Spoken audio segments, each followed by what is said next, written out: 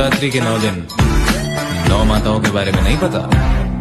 आओ तो मैं कहानी सुनाता हूँ।